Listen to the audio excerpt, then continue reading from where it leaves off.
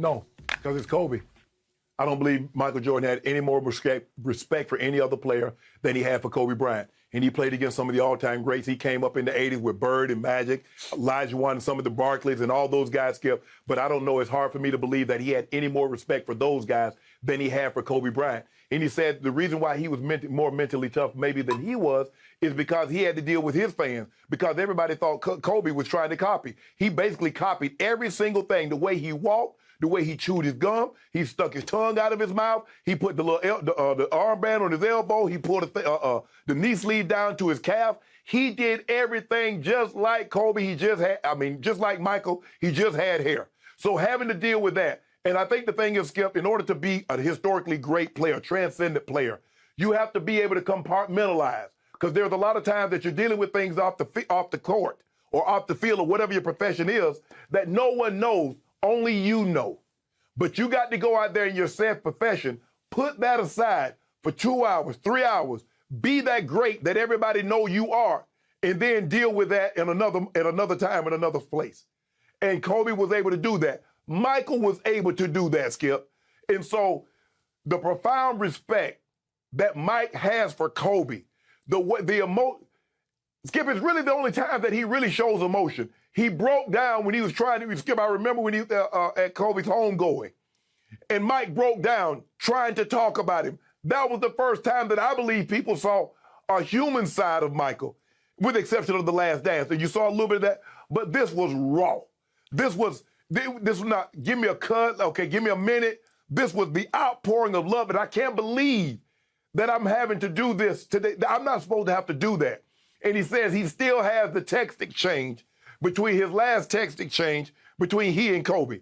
So I'm not surprised that Mike said this, because we know the profound respect, the profound love, the adoration that Michael has for Kobe Bryant. So nothing that Mike said about Kobe is surprising to me. And Skip, I still have the last exchange that I had with Kobe Bryant when I was talking to him about congratulating him on the birth of his new daughter. So Skip, I'm not surprised that Michael said these things about Kobe. So, as I read Jackie McMullen's piece on ESPN.com yesterday, I got chills because I did have the good fortune to spend a lot of time around Michael Jordan in Chicago during that 98 Last Dance season. And I didn't know he had this in him. But he has it in him for one man and one man only, the late, great Kobe Bryant.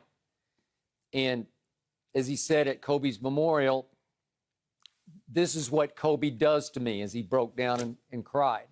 Right. And then he added, even though he can be a pain in the ass. Well, he was a good pain in the ass for Jordan for all those years, because he just drove him crazy, texting, calling, asking questions. How do you do this? How did you do that? Why? To explain. Shooting angles, release points, just relentless obsession with trying to be like Mike, to beat Mike. Yes. And to me, the statement that Michael made about he was even mentally, maybe even mentally tougher than I was, in a way, it's Michael, he's giving himself a compliment. I don't want to overstate this, but he's basically saying he was mentally tougher because he was trying to outdo me, and it's virtually impossible, but he came close. Right. And Michael has two sons who became sort of marginal college basketball players at UCF. And you know how Michael is. You're either great or you're not. And not that he doesn't love his two sons, but Kobe became his son.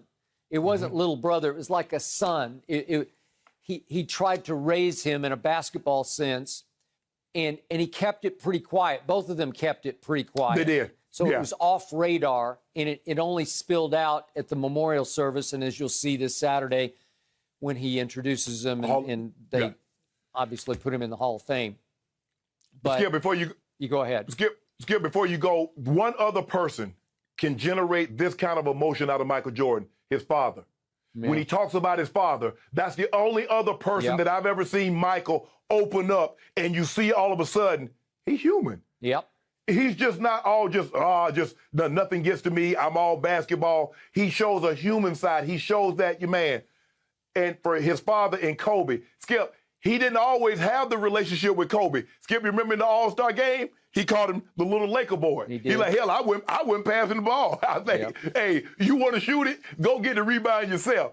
But Kobe was so persistent. Skip, you know how it is it's like a child and his father. He tugged on his pants long enough. Will you buy me this, Mike? Will you buy me this? Will you buy me this? Yep. And pretty soon, Dad breaks down and said, okay, boy, go get it. After a while, Kobe just kept texting him and calling him. And after a while, Michael said, okay, damn. What, Kobe? What?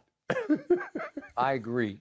And yet, as Jordan said to Jackie McMullen, that he's talking about as he introduces Kobe into the Hall of Fame, that he's going to let his emotions go again. He's not going to guard anymore because it's real. And he said, that's the humanistic side of me, to your point. People tend to forget I do have one. Right. And remember, that was his biggest regret about the documentary, The Last Dance, is that you're seeing that practice, that archived practice footage no one had ever seen before. And he is coming across, you and I went back and forth for days about this, but he was coming across as cutthroat, cold-blooded, you-know-what, as he ridiculed his teammates, sometimes punched his teammates to motivate his teammates. And a lot of people said, God, what a bad guy. And I said, well, that's how he went 6-0 in the finals with 6 MVPs, because that's what he was made of, and it all worked. That was his way of motivating his teammates. Maybe it wouldn't work for anybody else, but it worked for him. Right. But I also think as he rises up in age towards 60 years of age, he starts to think, gee, am I coming across like a really bad guy? Well, maybe to a lot of people. So I think he is relishing the opportunity to, so to speak, let his hair down. Not that he has much to let down, but he's just going to let it fly. Just be real, 100%. Michael Jeffrey Jordan, and you're going to get that on Saturday, and I appreciate that. Skip, for the longest time, Michael Jordan was guarded. Yeah. Remember, he would not do an interview unless he was suited and booted. He was fully dressed, had the earring. So he always was going to be on his best behavior. And it was like, well, damn, does he go to bed in a suit? Because I never see him less than immaculate. So he was so guarded. He was so guarded because he thought that any sign of emotion was a sign of weakness, and he didn't want that. So now, Skip, he's away from the game. It's okay. I think the biggest thing that Michael had is that he never showed vulnerabilities. So now, Skip, showing this emotional side of him, he shows that he's vulnerable. He showed that I am human, and that things that I may have said or you don't think impacts me, they really did. They really does. And I feel what you're feeling right now for Kobe, magnify that times 25, because I knew him in a way you guys didn't. I had one-on-one conversations. And remember, Skip, it was about a thing of tequila that Michael Jordan had sent Kobe. Jordan's brand of tequila that he had sent him. And Kobe said, bro, this thing, you hit it out the park with this one. So he had a very unique relationship. And Mike was willing to let his guard down. Not for many people. Maybe for his family. Dad, for sure, we know because how his dad tragically passed. Yep. And Kobe. That's really the only time that we've seen Mike let his guard down. I agree. So let me hit you with a quick anecdote that I've read in a new book that's coming out by the great Tim Grover, who trained both Jordan and Kobe. Okay. The new book, I'm reading an advanced copy. It's soon to be out, called Winning. But in it, Tim Grover points out that Kobe actually worked harder, trained harder than Michael ever did, but that Michael trained smarter than Kobe.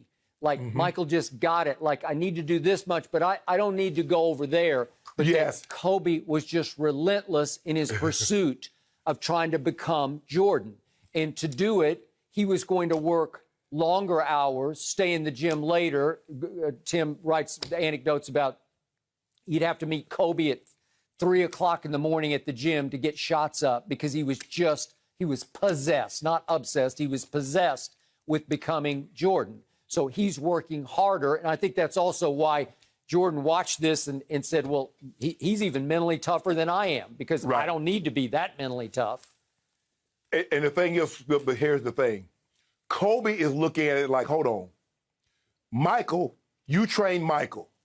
And he said, knowing what Michael is, I know he did at least this. Yeah. Probably more. So that's why Kobe, so even though Tim was like, bro, you done enough, he's like, Michael would never say this is enough. So that was, see, Skip, when you got that target that's so far in the distance, even though the guy that trained the guy that helped put that target out there is saying one thing, you're like, nah, no. But as we get older, Jordan realized that more is not necessarily better. We don't have to train. We have to train smarter because our body can't withstand what it could as we got younger. But Kobe, because he skipped, Jordan wasn't chasing anything. Now everybody has the target. Jordan is the target for everybody moving forward. There was no target for Jordan to chase. Agreed. He was it. He's it. So now he's everybody else. So everybody else said, nah, because I know Jordan. Jordan went hard like this here. Jordan was up at 4. So that's why Kobe had to get up at 3, because he believed Jordan got up at 4. Well, I'm gonna get up an hour earlier. Well, Jordan shot 500 shots. Well, I'm getting at least 750. Well, Jordan got the ice tub for